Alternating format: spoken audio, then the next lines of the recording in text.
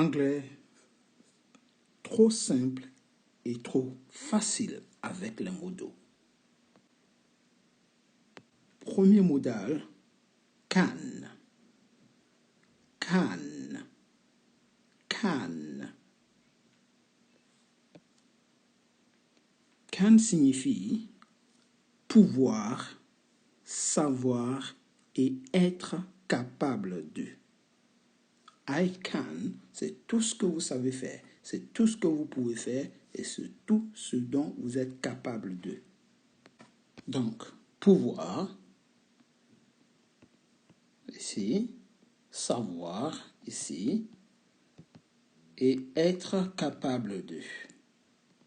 Capable de faire quelque chose. I can do it. Je suis capable de le faire, je sais le faire et je peux le faire.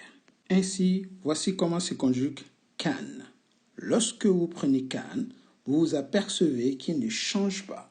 C'est un modal. Donc les modaux, ce sont des mots figés, comme vous pouvez le voir ici. Can, vous pouvez le voir ici aussi. Can, can, can, can, can. Ici, can ne change pas. On l'a à la même personne. Par contre, en français, vous vous apercevez que la conjugaison varie, change. Il est très difficile de conjuguer en français. Par contre, en anglais, il n'y a pratiquement rien à faire. I can go, je peux partir.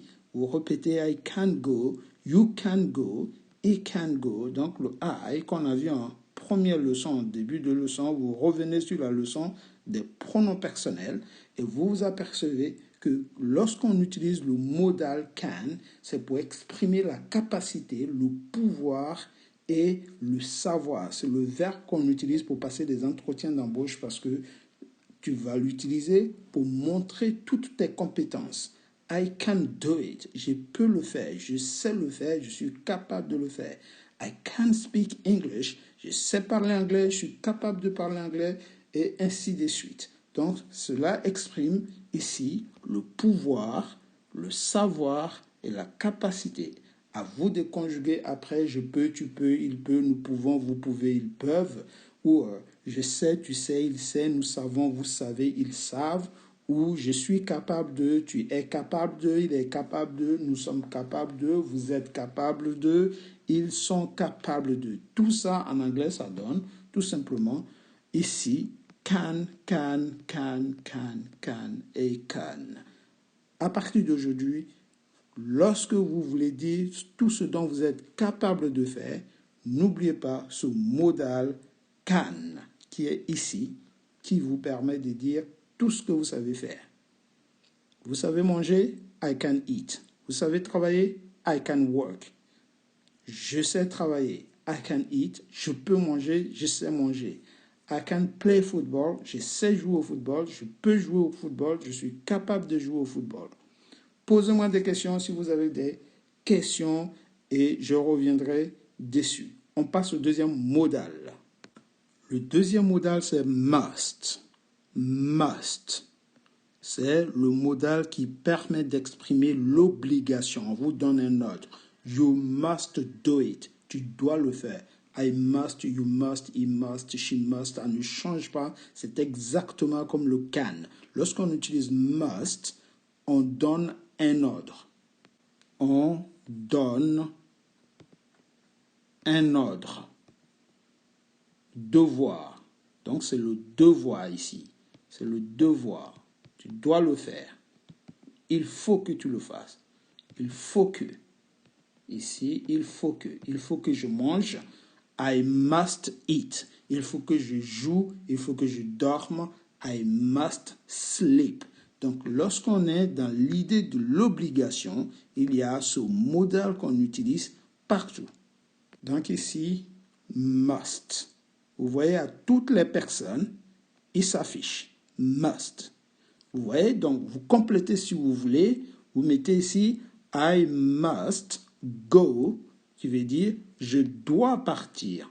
Je dois partir. I must go. Partir. Je dois partir. I must, donc ici, you must, vous rajoutez aussi go si vous voulez. Vous voyez, go ne change pas. Tu doit partir. Vous voyez, you must go. He, qui est ici, he must go. Il doit partir. Vous voyez, on met un T, partir. Il doit partir.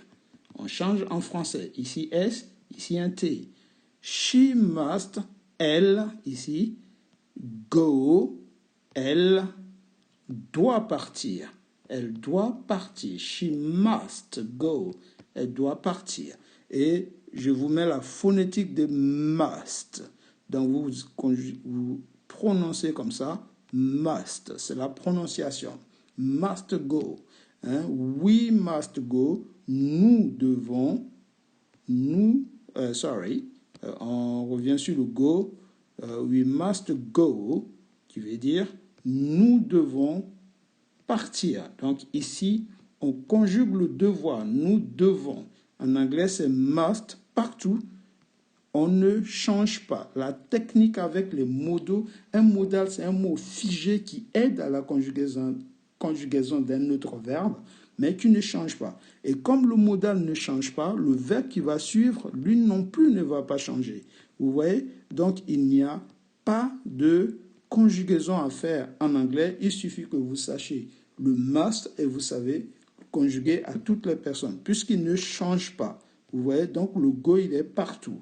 Vous, donc, you must go, vous devez partir. The ici est utilisé avec le il au pluriel et elle au pluriel. En anglais, il au pluriel et le pluriel, ça donne they. Donc, they, vous prononcez bien comme ça. They, vous zozotez. They must go.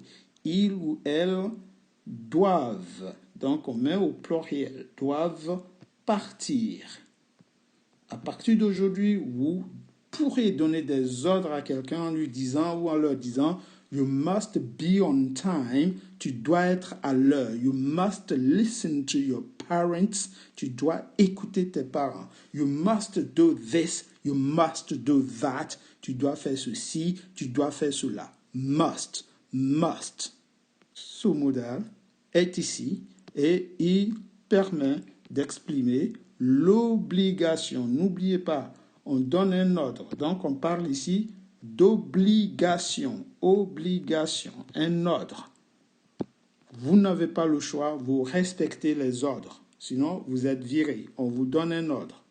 Troisième modal. Ici, on a should.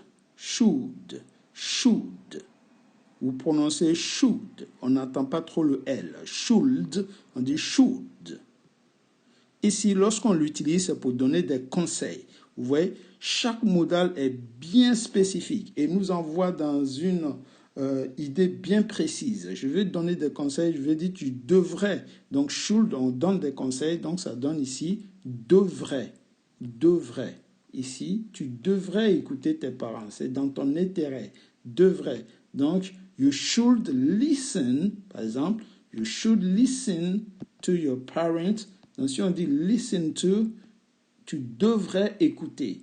Donc, tu devrais arrêter de fumer. You should stop. Stop smoking. Stop smoking.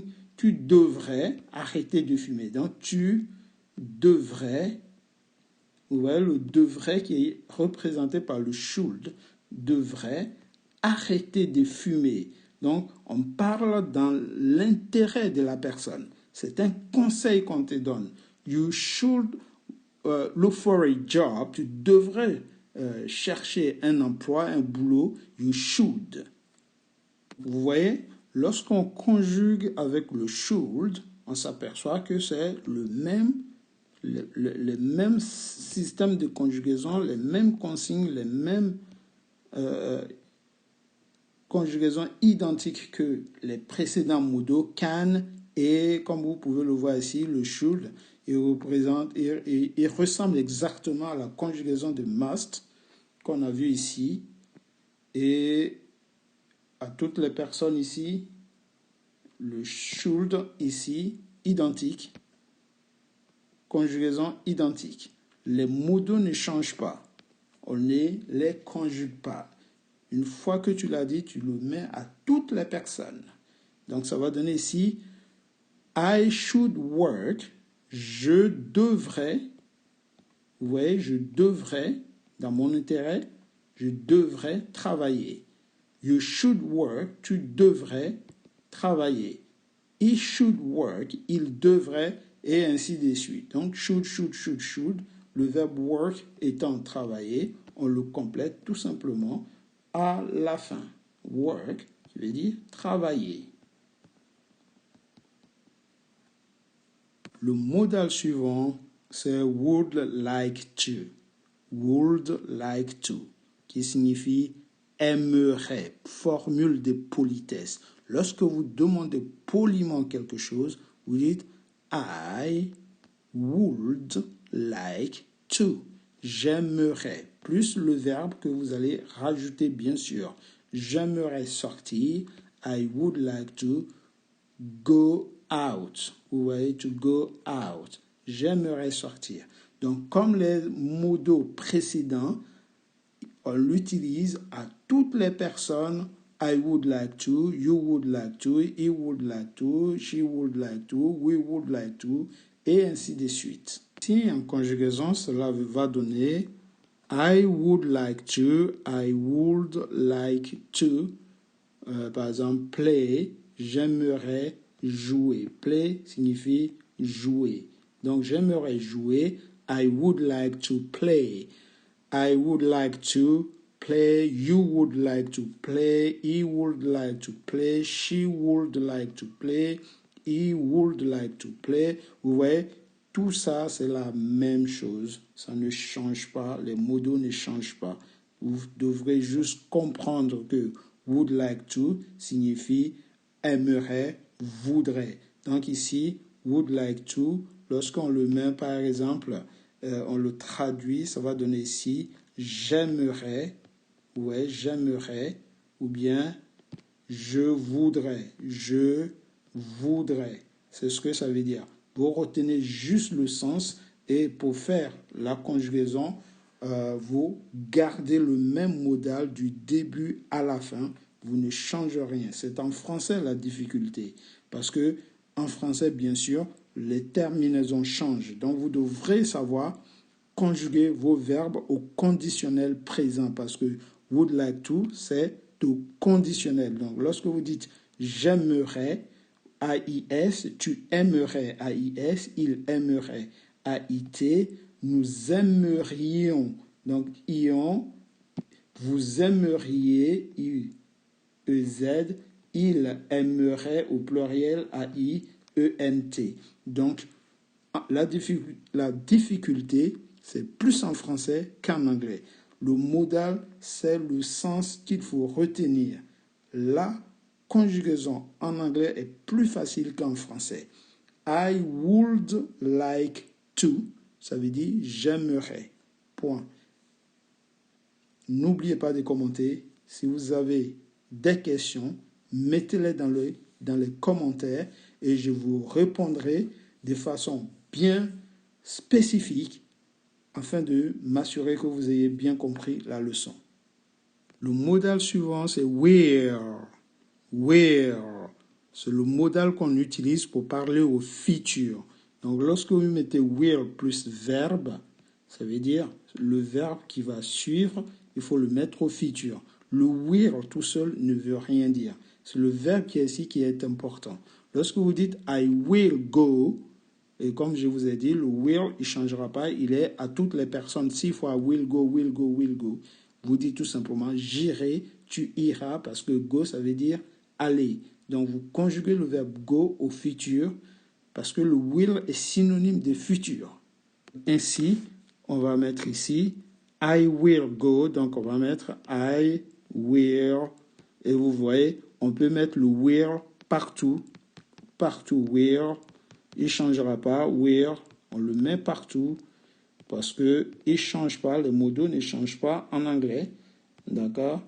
Et on met ici le pronom personnel, si vous voulez, on met ici you, he, she, it, we, you, they. Vous voyez, Et on complète ici tout simplement go, go, go, go, go et go. Vous voyez? Donc ici en français on va dire j'irai, I will go. Donc les terminaisons, tu iras, you will go. Vous voyez? He will go, il ira. She will go, elle ira. Vous voyez? We will go, it will go. Nous irons, we will go. Nous irons, vous irez. Et ainsi de suite. Et c'est plus en français, il le pluriel, ou bien elle le pluriel, iront, ça français, qu'on doit plus se concentrer parce que le will, n'importe qui peut le retenir. Il suffit juste de vous rappeler que lorsqu'on met le will, c'est qu'on est en français au futur, tout simplement. Will égale futur en français. Will tout seul, sans ce verbe, il ne veut rien dire. Il faut toujours qu'il y ait un verbe. Les modules sont là pour aider à la construction des autres verbes. Ils ne changent jamais. Ils n'ont ni pluriel ni singulier. On verra dans une autre leçon les formes négatives et tout simplement les contractions. Pour l'instant, on reste à la forme basique. Suivant, ce sera le need. Que signifie need? Need. Need signifie le besoin. On l'utilise pour la nécessité. Lorsqu'on a besoin de quelque chose, on dit I need you. J'ai besoin de toi. Need. I need to go. J'ai besoin de partir. Donc, j'ai besoin, ouais, de partir. I need to go. Alors, nous revenons sur le need. Need here ne change pas, qui veut dire besoin de I need to eat, ouais, need to eat, j'ai besoin de manger, donc j'ai besoin de nécessité, j'ai besoin de manger. Manger égale eat. Donc j'ai besoin de manger, you need to eat, tu as besoin de manger, he needs. Donc ici, c'est particulier, la troisième personne du singulier, avec le needs, on le met, alors que les autres, on ne le mettait pas. Mais c'est une exception pour les modaux. Tous les autres modaux ne prennent pas le S à la troisième personne du singulier. Il n'y a que le need. D'accord? Donc, vous voyez ici, we need to, you need to, tout est identique avec les modaux. N'oubliez pas, j'insiste là-dessus. Conjuguer avec les modaux, c'est la partie de l'anglais la plus facile. Retenez la traduction de chaque modal et vous pouvez faire n'importe quelle phrase avec les modaux. Le modal souvent que nous allons voir, c'est could. Could. Could. Could. Could. Qui veut dire pourrait. Donc, c'est un conditionnel aussi. Par exemple, tu pourrais vivre à Paris si tu le voulais. You could live. Donc, could plus verbe comme tous les autres. Et qui veut dire, on met un verbe par exemple, on retire le plus verbe, on met live. Donc, on dit, you could live in Paris. Tu pourrais vivre à Paris. Donc, lorsque vous le conjuguez à toutes les personnes, ça veut dire pourrait, tu pourrais, il pourrait, nous pourrions, vous pourriez, il pourrait. Donc, il permet de faire des reproches. Tu pourrais trouver du travail. You could find a job. Donc, c'est un modal qui est utilisé souvent pour traduire l'imparfait, mais il est plus utilisé au conditionnel présent pour faire des reproches. Tu pourrais m'aider si tu voulais. You could help me if you wanted. Vous voyez, donc could. Pour faire des reproches, il signifie pourrait. Pourrait. D'accord? Pourrait. Pourrait. Ou bien un T si ça dépend du sujet. On peut aussi dire I could. Vous voyez, I could. You could. Vous voyez, you could. He could. Hein? He could. She could live in Paris. We could. Nous pourrions vivre à Paris. You could live in Paris. They could live in Paris. They could live in Paris.